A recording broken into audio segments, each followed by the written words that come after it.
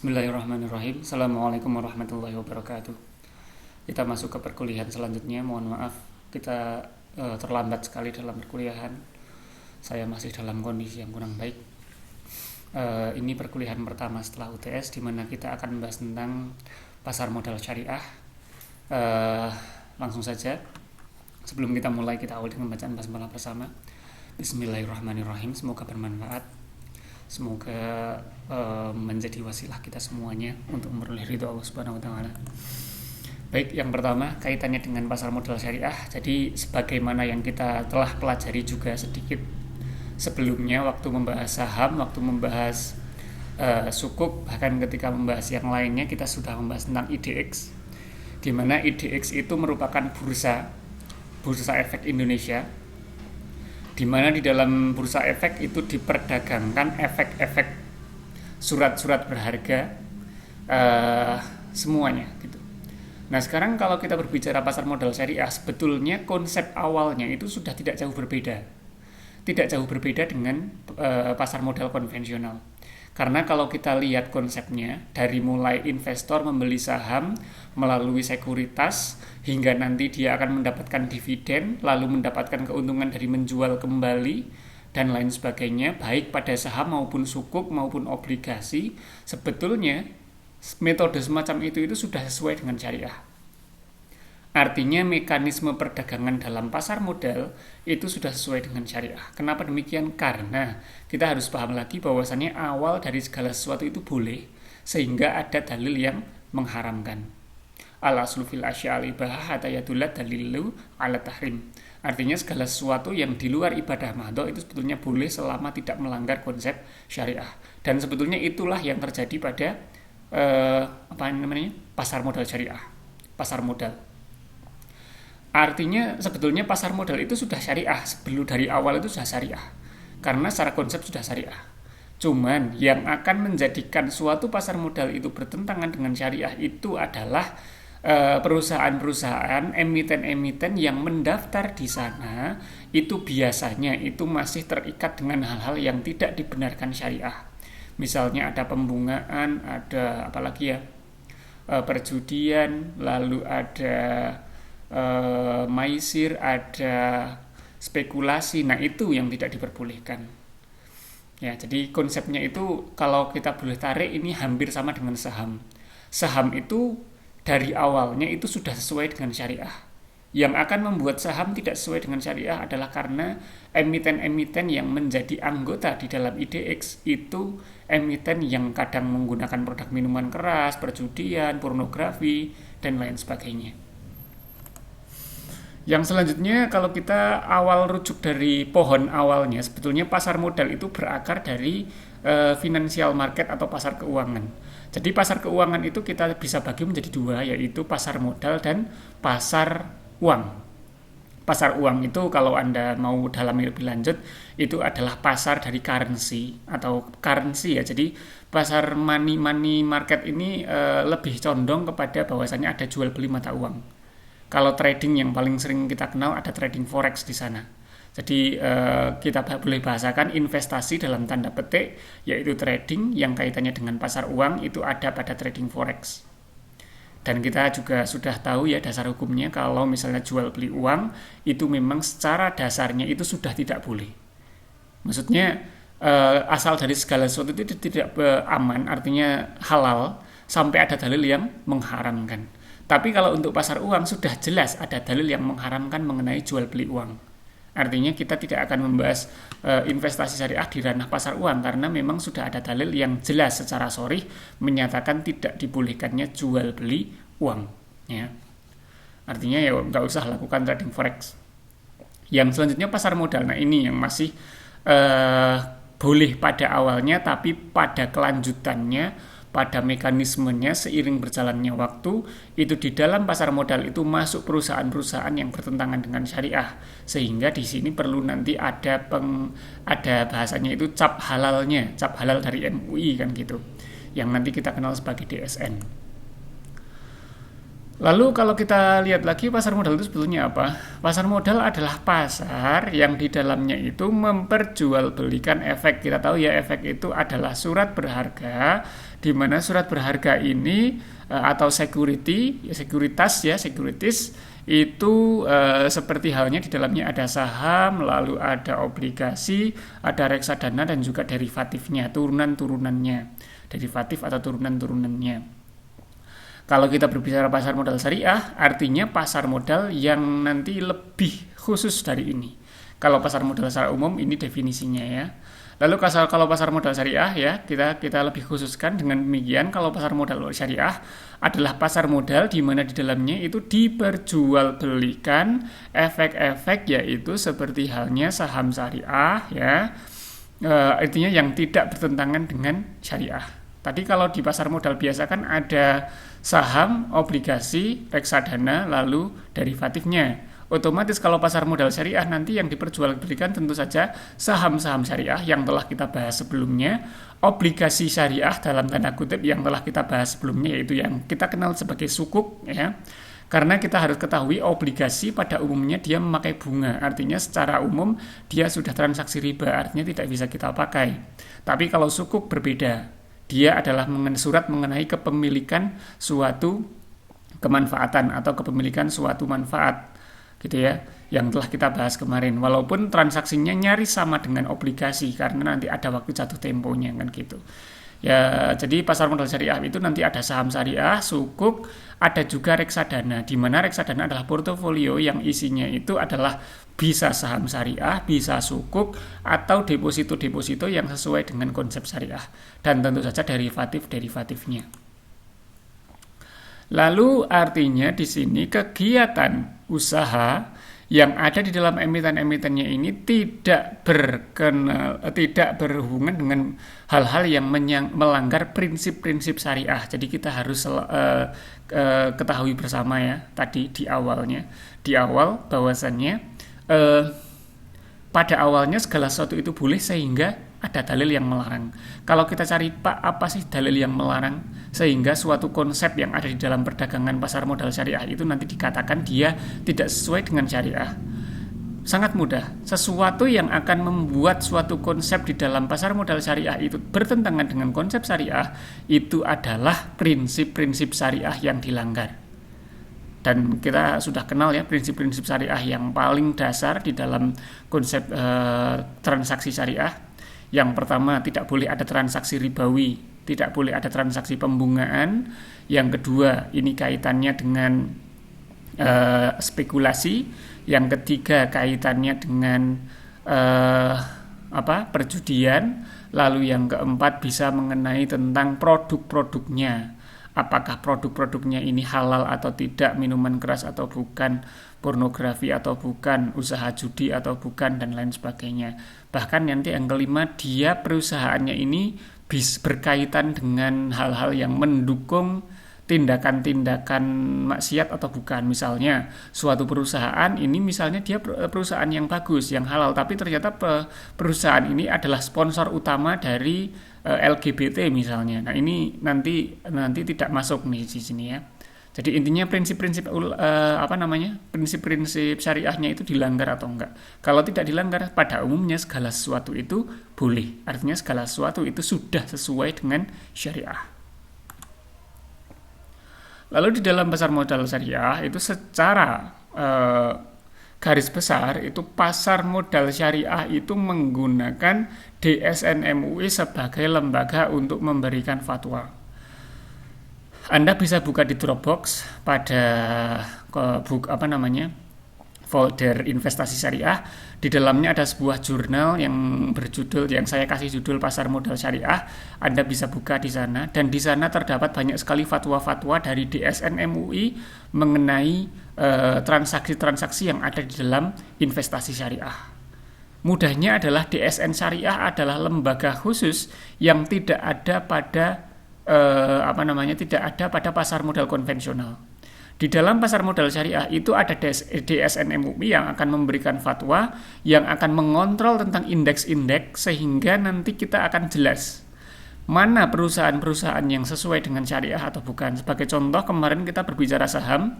Saham itu kita kenal ada 3 indeks ya, ada JII, ada JII 30, JII 70, lalu ada ISSI ya. ISSI itu indeks saham syariah Indonesia, di mana 3 buah indeks ini nanti akan dikontrol oleh DSN MUI. Kalau perusahaan-perusahaan di dalamnya kok ternyata diketahui dia bertentangan dengan prinsip-prinsip syariah, maka dia akan dikeluarkan dari ISSI gitu. Dikeluarkan dari perusahaan yang mendapatkan indeks ISSI, dan itu semuanya dikontrol oleh ISSI, dikontrol oleh DSN MUI, Dewan Syariah Nasional. Dewan Syariah Nasional itu nanti punya derivatif, punya turunan adalah DPS ya, Dewan Pembina Syariah. Sebagaimana beberapa dosen itu banyak yang double juga sebagai DPS ya, Dewan Pembina Syariah. Lalu pasar modal syariah itu yang berjual belikan di dalamnya itu salah satunya yang paling utama itu adalah saham syariah, yang kedua adalah sukuk, dan yang ketiga adalah reksadana syariah, sebagaimana yang telah kita bahas pada perkuliahan-perkuliahan sebelumnya. Jadi ini merupakan efek-efek yang diperjualbelikan di pasar modal syariah. Walaupun ya kita harus garis bawahi lagi bahwasannya secara garis besar sebetulnya pasar modal itu sudah sesuai dengan syariah. Pada awalnya sudah sesuai dengan syariah. Yang akan membuat pasar modal tidak sesuai dengan syariah adalah ketika efek-efek yang diperjualbelikan oleh perusahaan-perusahaan di dalamnya itu bertentangan dengan prinsip-prinsip syariah. Ya. Sekarang kita akan ke teknis. Saya akan mencoba untuk memberikan gambaran tentang informasi tentang pasar modal syariah. Oke, ini saya pergi ke web idx.co.id sebagaimana yang telah dulu kita lakukan juga beberapa kali. idx.co.id ya alamatnya. Di mana perlu saya tekankan lagi, di dalam IDX adalah Bursa Efek Indonesia ya. Indonesian Stock Exchange kan gitu, atau pasar modal Indonesia. Pasar modal Indonesia, Bursa Efek Indonesia, IDX itu sama semuanya. Di dalam IDX ini banyak sekali informasi-informasi tentang efek-efek yang diperjualbelikan di dalam Bursa Efek Indonesia. Artinya sebelum seseorang melakukan pembelian, ya, ingat IDX bukanlah tempat membeli. Karena sudah saya bahas pada perkuliahan sebelumnya, cara membeli saham, cara membeli sukuk, cara membeli reksadana itu bukan melalui IDX.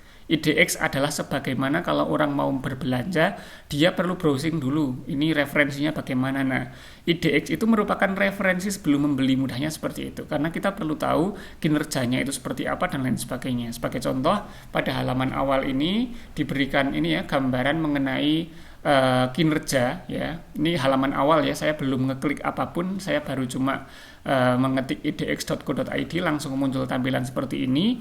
Di sini ada beberapa indeks ya. Ini bukan indeks sukuk, ini adalah indeks saham. Ingat bahwasanya saham adalah salah satu efek yang diperjualbelikan di pasar modal konvensional maupun syariah gitu ya. Dan ini adalah indeks saham. Ada yang pertama composite. Composite itu bahasa lainnya adalah IHSG. Jadi kalau Anda ingin tahu informasi mengenai indeks harga saham gabungan hari ini, Anda bisa lihat di sini composite-nya ya. Composite, lalu lihat grafiknya pada bagian ini. Jadi di bagian ini 1D itu hanya 1 day, artinya ini 1 hari. Di 1 hari terakhir ini kita bisa lihat ternyata trennya masih bagus ya. Nah ini apa ini? Jadi di 1 hari terakhir ini trennya bagus, trennya artinya masih hijau, di bawah garis merah artinya trennya masih bagus pada 1 hari terakhir. Kita lihat pada 1W itu berarti 1 minggu terakhir. 1 minggu terakhir trennya juga bagus ya, semakin naik. 1 bulan terakhir, 1 month bagus. 1 kuartal itu berarti kuartal terakhir, kuartal keempat ya, kuartal ketiga atau keempat ini ya. Berarti intinya kuartal dimulai dari bulan berapa ini? Dari bulan September ya, ini berarti kuartal ketiga dari tahun 2020. Nah ini ya, ini masih kondisi COVID ya. Kondisi COVID kita bisa lihat bahwasannya IHSG sangat merah, artinya dia dalam kondisi yang memang turun anjlok. Baru dia mulai naik pada kondisi Oktober November. Kalau Anda boleh tahu kaitannya dengan COVID, ini memang kaitannya dengan politiknya politik siapa? Politik pemilihan presiden Amerika gitu ya, dimana memang pemilihan presiden ini berakhir pada bulan November. Jadi ketika ini November berhenti, dengan sendirinya saham ikut naik. Nah ini agak aneh ya, kita bisa katakan memang seakan-akan memberikan jawaban bahwasanya COVID memang kaitannya dengan political internasional gitu. Satu hal yang jelas, ini satu tahun berarti. Ini dalam tahun 2020 kita lihat. Wah, sangat terlihat ya. Ini sangat COVID sekali ya. Artinya COVID-19 memang sangat mempengaruhi kinerja IHSG di satu tahun terakhir. Sangat turun. Kalau Anda bisa tanya kenapa Pak kok COVID kok bisa mempengaruhi kinerja IHSG? Kita tahu indeks harga saham gabungan adalah semua indeks yang ada di Indonesia itu digabungkan, mulai dari LQ45, ISSI, JII, pokoknya semua indeks itu digabungkan jadi satu, lalu ditarik sebuah benang merah, ditarik sebuah garis tengah untuk mengetahui harganya berapa. Kalau kita bisa lihat di sini, composite itu berada pada angka 5.819. Ini hampir sama dengan November tahun 2019. Artinya di akhir tahun 2019 sama di akhir tahun 2020, harga indeks saham gabungan itu nyaris sama di angka 5.800. Tidak ada perubahan di tahun kemarin sama tahun sekarang. Tidak naik karena memang di tahun 2020 justru trennya kemarin turun baru naik di akhir-akhir tahun ini. Jadi kalau Anda ingin membeli saham, sebetulnya waktu yang tepat adalah saat-saat ini. Kenapa? Karena ini adalah waktu di mana saham mengalami rebound, mengalami kenaikan kembali setelah turun selama beberapa bulan-bulan gitu. Jadi ini waktu yang sangat tepat bagi Anda yang punya modal tentunya. Dan tentu saja kalau Anda mau ingin belilah yang syariah. Artinya yang ada indeks syariahnya, itu yang pertama. Yang kedua, jangan pakai trading tapi pakailah investasi. Kita sudah membahas sebelumnya. Lalu selanjutnya, karena ini kaitannya dengan investasi syariah, kita sedang membahas pasar modal syariah, berarti kita perlu mencari indeks yang bukan composite ya.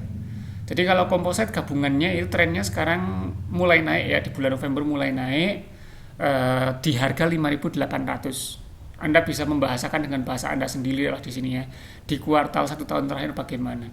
Nah sekarang kita akan masuk LQ45 atau saya terangkan ini dulu. Ini apa ini Pak?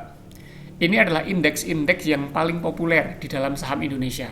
Jadi kalau ada sebuah perusahaan misalnya Indofood atau Indosat ataupun BCA, BNI dan lain sebagainya, kok masuk ke dalam indeks LQ45, kita bisa katakan itu adalah perusahaan yang bagus. Perusahaan yang sangat populer diperjualbelikan di Bursa Efek Indonesia. Dan ini adalah 5 indeks yang paling populer di Bursa Efek Indonesia. Sekarang kita akan cari untuk yang indeks syariah ya, ISSI, di mana itu adalah kumpulan perusahaan-perusahaan yang mendapatkan label syariah dari DSN MUI. Kita klik pada bagian yang ini ya. Kita klik pada bagian selengkapnya yang pada panah ini untuk mencari saham yang lain. Bisa dilihat di sini sudah muncul ada JII, ada JII 70, ada ISSI. Ini adalah 3 indeks yang merupakan indeks syariah untuk saham. Kita sudah membahas kemarin. JII Jakarta Islamic Index, JII 70 Jakarta Islamic Index yang berisi 70 perusahaan terbaik. JII ini berisi 30 perusahaan terbaik. Dan harganya kita bisa lihat di sini. Ini ternyata trennya pada 1 day ya. Kita lihat pada 1 day. Trennya merah ya, merah artinya ini trennya masih turun, belum mengalami kenaikan sampai hari ini, sampai per hari ini itu belum atau kita bisa katakan hari ini justru sedang mengalami pelemahan. Dan kita bisa pantau 3 ini untuk 1 hari, 1 minggu, 1 bulan, 1 kuartal atau 1 tahun. Misalnya kita ke yang paling nasional aja ya, ISSI. Kita klik seperti hanya tadi, klik pada bagian ISSI. Lalu ini sudah muncul grafik untuk ISSI-nya. Pada 1 day, lihat ini ya. Kemarin sebetulnya bagus, tapi ternyata pada hari ini, itu justru di jam-jam ini ya, mulai di jam berapa ini? Desember, jam 3, pukul 11, sampai pukul 11.20 ini turunnya sangat cepat sekali ya, 11.10 sampai 11.29, 23. Ini trennya turun, ini dalam 10 menit ini ternyata turun ya, 10 menit terakhir. Ini dalam satu day, kita lihat dalam satu minggu, satu week. Trennya masih cukup naik kalau dalam satu week. Kalau dalam satu bulan, trennya juga bagus, naik dalam satu kuartal. Bisa dilihat ini juga terpengaruh oleh COVID, berarti karena dalam satu kuartal pada bulan-bulan ini memang sedang bulan COVID yang sangat sangat merah ibaratnya. Lalu kalau dalam satu tahun kita bisa lihat, dan ternyata memang COVID sangat mempengaruhi semuanya. Salah satunya bahkan untuk indeks harga untuk indeks syariah selama satu tahun ini. Tapi kita bisa lihat dalam satu kuartal ini sudah mulai membaik, terhitung sejak bulan November tanggal 3 ya. Mulai tanggal November tanggal 3 itu sudah gerakannya sudah mulai naik. Tapi kita lihat pada satu hari terakhir ini ternyata kalau kita lihat detail di satu hari per harinya itu ternyata juga mengalami lonjakan yang cukup ini ya. Artinya dia masih belum stabil, masih turun juga. Makanya kita bisa katakan kalau Anda membeli saham kok harian, mingguan, itu saya bisa katakan itu adalah trading. Dan kita juga sudah membahas secara konsep di dalam trading itu lebih condong ke spekulasi perjudian, artinya dia lebih ke, kalau kita ingin hati-hati kita bisa anggap dia sebagai perjudian, artinya nggak perlu membeli dengan cara itu. Kalau ingin bagus di dalam saham, Anda boleh membeli dengan cara yang investasi jangka panjang, dan tentu saja belilah saham-saham yang sesuai dengan konsep syariah. Nah, ini adalah gambaran mengenai bagaimana kita ingin menganalisa pasar modal syariah, di mana di dalam pasar modal syariah salah satu yang diperjualbelikan adalah saham syariah, di mana salah satu saham syariah indeksnya itu ada ISSI, JII 70 sama JII. Dan Anda bisa memantaunya di sini. Ini adalah contoh bagaimana saya memantau tiga ini. Dan untuk tugasnya itu sangat mudah ya, Saya meminta Anda untuk menganalisa. Saya tuliskan ya tugasnya. Mohon maaf belum saya buat PowerPoint-nya untuk tugasnya, saya langsung ketikkan di sini. Oke, jadi inilah tugasnya. Saya minta Anda membuat analisa dalam Microsoft Word tentunya. Kalau ini tidak Anda selain seperti biasalah, Anda bisa membuat analisa dalam Microsoft Word maupun melalui suara, melalui voice note, kirim via WA. Buatlah sebuah analisa pribadi dengan bahasa pribadi Anda, dengan cara Anda sendiri, sebagaimana yang barusan saya contohkan. Yang saya contohkan itu kan saya mengartikan tentang ISSI, baik dalam harian, mingguan, bulanan, kuartal, ataupun satu tahun. Bagaimana kondisinya? Dia mulai naik pada tahun berapa dan sebagainya. Dan Anda bisa memberikan analisa-analisa pribadi Anda semuanya. Yang jelas, berikanlah analisa pribadi Anda mengenai salah satu efek yang diperjualbelikan dalam pasar modal syariah, yaitu saham syariah yang ditandai dengan indeks-indeks di dalamnya, yaitu JII 70, ISSI, sama JII. Anda silahkan buat analisa untuk tiga indeks saham ini di tahun 2020 ini. Dan ingat analisanya tadi ya, bisa per hari, semuanya ya, per hari bagaimana, per minggu bagaimana, per bulan bagaimana, per kuartal ini bagaimana, di tahun ini bagaimana. Caranya seperti tadi, buka IDX, lalu cari indeksnya, lalu klik, lalu lihat grafiknya. Lalu menurut Anda, kinerja dari 3 buah indeks ini bagaimana? Kalau Anda ingin tahu implikasinya, setelah kita tahu kinerja dari indeksnya, berarti kita tahu kinerja dari perusahaan-perusahaan di dalamnya, kan gitu. Artinya misalnya tadi saya menganalisa ISSI itu ternyata grafiknya sudah mulai membaik di tanggal 3 November, mulai hijau, mulai naik harganya, kan gitu. Mulai naik harganya di tanggal 3 November. Artinya perusahaan-perusahaan yang ada di dalamnya itu sedang mengalami tren yang bagus terkait sahamnya. Misalnya di dalam ISSI di dalamnya ada Indofood, lalu ada perusahaan-perusahaan lain intinya yang sesuai dengan syariah. Berarti Indofood juga sedang mengalami, bisa dikatakan kalau kita cek nanti Indofood kemungkinan juga sedang mengalami tren yang bagus gitu. Jadi intinya silahkan lakukan analisa untuk 3 indeks ini dengan bahasa Anda sendiri, per hari, per minggu, per bulan, per kuartal, per tahun, bagaimana 3 indeks ini. Saya kira cukup untuk pertemuan hari ini. Kalau untuk sukuk saya tidak akan memberikan tugasnya, Anda bisa lihat-lihat sendiri di IDX, Anda bisa cari-cari sendiri informasinya sukuk itu bagaimana sih kalau sukuk yang syariah, sebagaimana telah saya contohkan juga yang kemarin waktu saya membahas sukuk.